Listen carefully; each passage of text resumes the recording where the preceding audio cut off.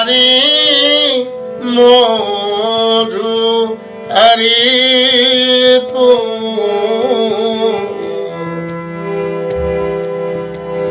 মাধব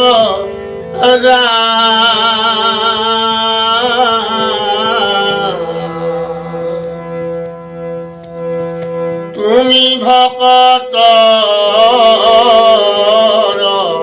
ধৰ্ম অৰ্থ মুখ্য ৰাম তুমি ভকত ধৰ্ম অৰ্থ মুখ্য সমস্তকে মই সেৱা জনাই আজি আমাৰ খণ্ড নম্বৰ 2লৈ আগবাঢ়িছোঁ। এই 2 খণ্ড নম্বৰ আমি আপোনালোকে আগবঢ়াম নামঘোষা পাঠ আৰু ব্যাখ্যা, নামঘোষাৰ স্তুতি দুভাগ ঘোষা, সেয়াই হৈছে 585 আৰু 586।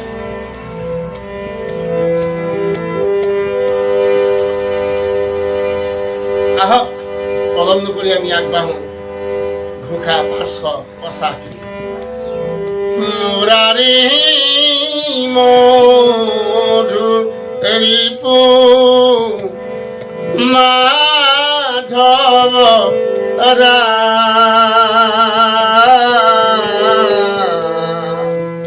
তুমি ভকত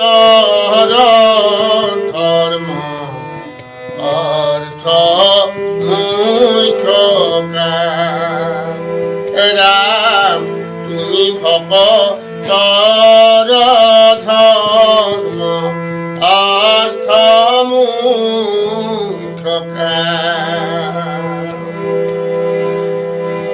হে মুরারি, হে মধুরিপু, হে মাধব, হে রাম, তুমি এই ভকতৰ ধৰ্ম অৰ্থ কাম আৰু মুখ্য। এই সংসাৰত ধৰ্ম অৰ্থ কাম মুখ্য সাধনেই মনুষ্যৰ একমাত্ৰ পুৰুষাৰ্থ। কিন্তু একান্ত ভকতসকলৰ কাৰণে সেই 4 পুৰুষাৰ্থ নিচেই গৌণ। হৰি ভক্তি সাধনেই একান্ত ভক্তসকলৰ মুখ্য পুৰুষাৰ্থ। সেয়েহে মহাপুৰুষজনাই একান্ত ভক্তসকলক স্তুতিৰ আৰ্হি দেখুৱাই ধৰ্ম অৰ্থ কাম মুখ্য 4 পুৰুষাৰ্থক কাটি কৰি থৈ একমাত্ৰ হৰিক লাভ কৰিব কৰাই মুখ্য পুৰুষাৰ্থ ৰূপে সাধন কৰিবলৈ গৈছে কৃষ্ণ। সেই সাধু সমস্ত আমি ঘোষা নম্বৰ 586 আগবাঢ়িছোঁ।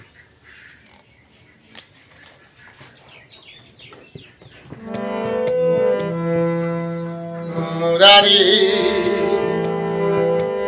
মনোহর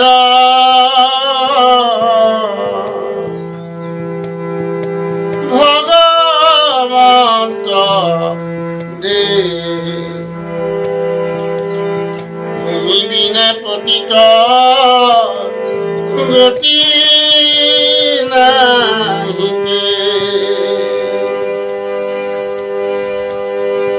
মুরারি মনোহর ভগবত দে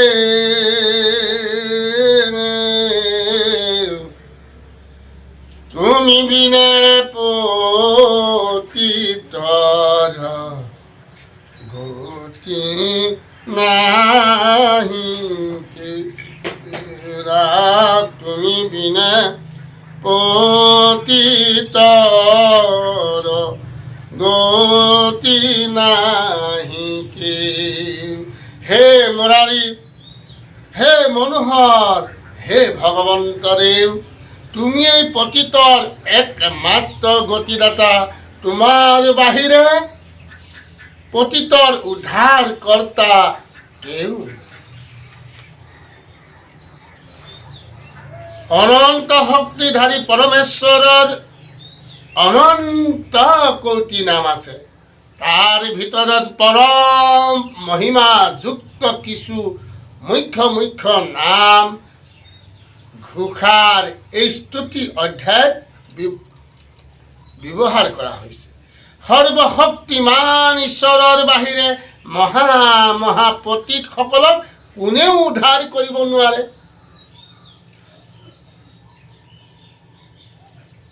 মায়া আৰু কলি দুই শক্তিয়ে জীৱসমূহক পাপত লিপ্ত কৰায়। তদুপৰি অনন্ত জন্মৰ সঞ্চিত পাপসমূহ জীৱৰ বন্ধনৰ কাৰণে। যিহেতু ঈশ্বৰৰ কৃষ্ণৰ বাহিৰে ব্ৰহ্মা আদি দেৱগুণো মায়াৰ অধীন হৈ আছে।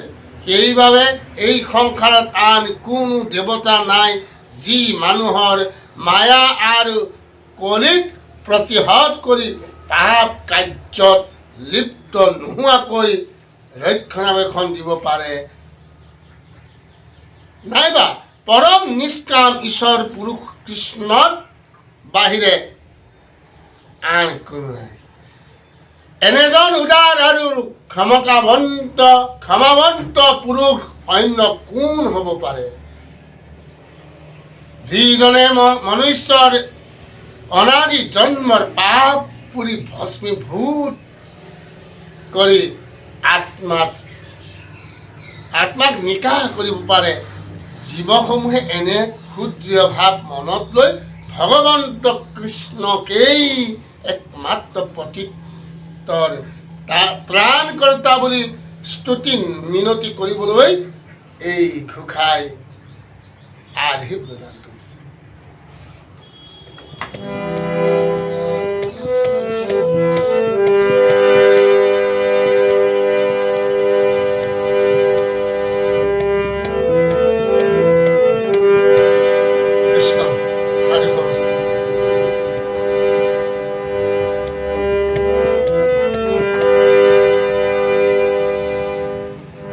খণ্ডটি সমাপন কৰাৰ আগতে আমি এভাগি আপোনাসকলে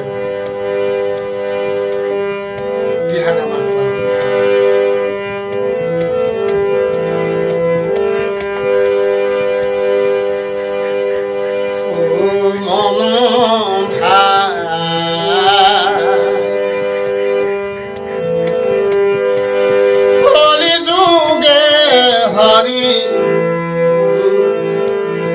নামে গতি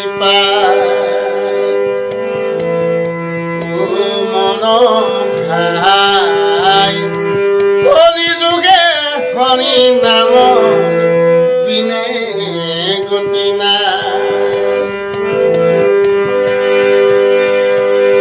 আলস্য পৰি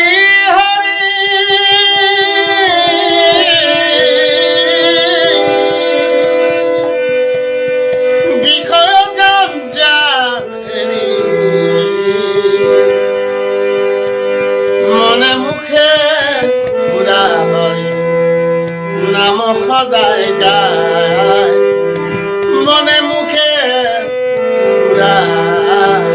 সদায় হৰি